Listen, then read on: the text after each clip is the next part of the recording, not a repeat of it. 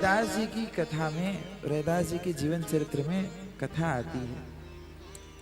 रैदास जी खूब दान करते, खूब लुटाते,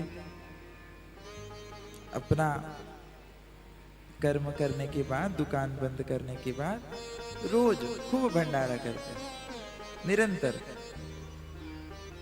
पूरे काशी में सब लोग आते, भर भर के झोली लेकर के जाते।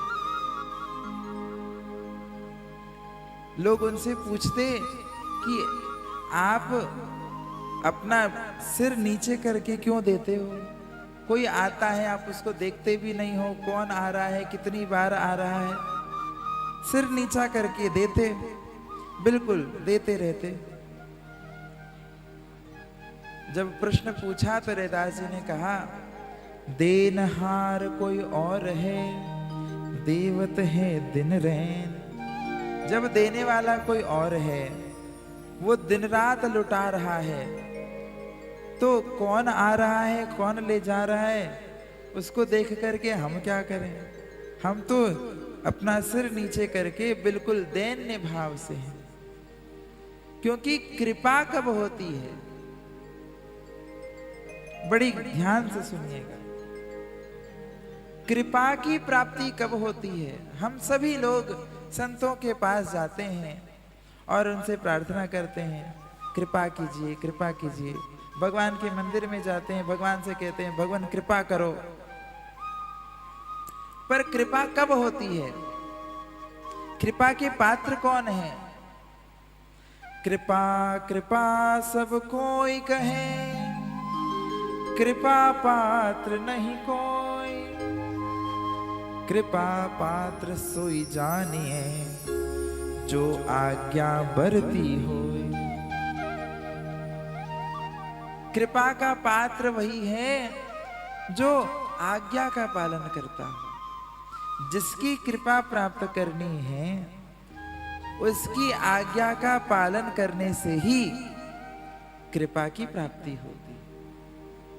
भगवान की कृपा प्राप्त करनी है तो भगवान की आज्ञा का पालन करना होगा। भगवान ने गीता में जो आज्ञा करी है, भगवान ने शास्त्रों में जो आज्ञा करी है, भगवान संत स्वरूप में आकर के हमें जो आज्ञा करते हैं, गुरुदेव के रूप में आकर के हमें जो आज्ञा करते हैं, उसके पालन से ही कृपा की प्राप्ति होती।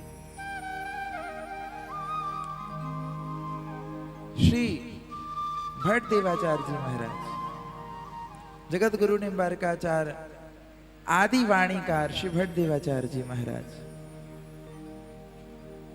जिन्होंने ब्रज साहित्य का सबसे प्रथम शतक ब्रज भाषा में प्रकट किया।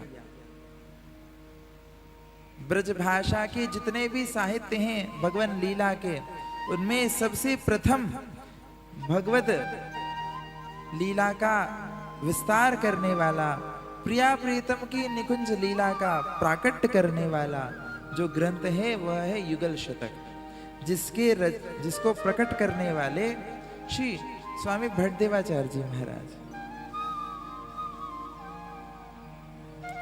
उन्होंने प्रिया प्रीतम की लीलाओं के 100 शतक लिखे।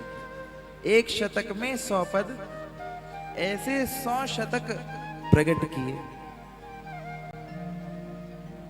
सब प्रकट करने के बाद 100 शतकों को प्रकट करके लेकर के अपने गुरुदेव श्री केशव काश्मीर भट्ट देवाचार्य जी के पास पधारे।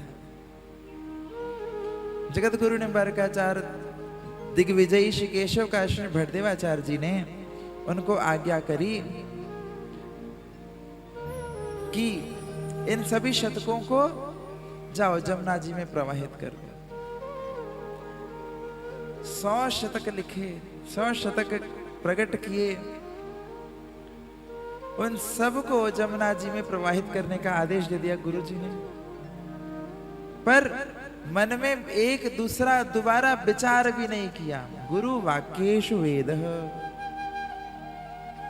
जाकर के झट सारी रचना को ले जाकर के जमुना जी में सौंप दिया, जमुना जी को समर्पित कर दिया। और जमुना जी को जैसे ही समर्पित कर दिया, जमुना जी ने समस्त ग्रंथों को अपने हृदय में धारण कर लिया, अपने गोद में ले लिया और गोद में लेकर के पुनः श्री जमुना जी ने प्रकट होकर के उन्हें एक शतक वापस दिया। बोला, जमुना जी ने कहा, आप इसे ले जाइए और आचार्य चरणों को दे दीजिए।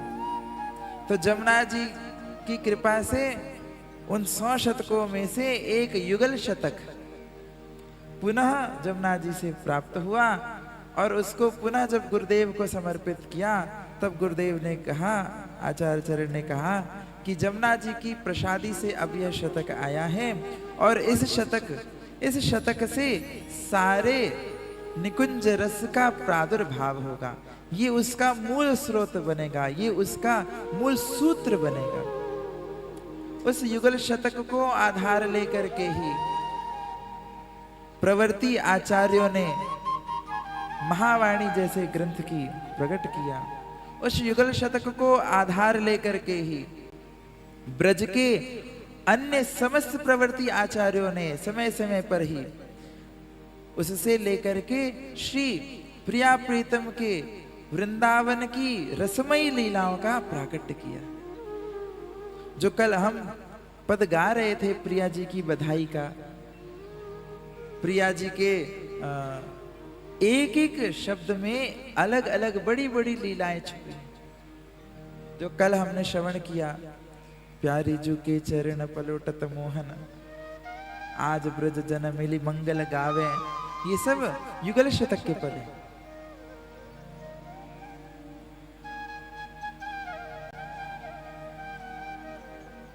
उस युगल शतक में श्री आचार्य चरण ने जीवों को आज्ञा दी है भगवत शरणागति की।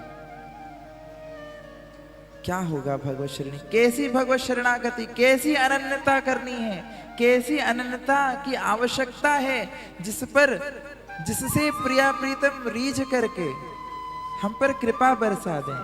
उनकी कृपा प्रसादी प्राप्त करने के लिए कैसी शरणागति, कैसी अनन्यता की आवश्यकता है।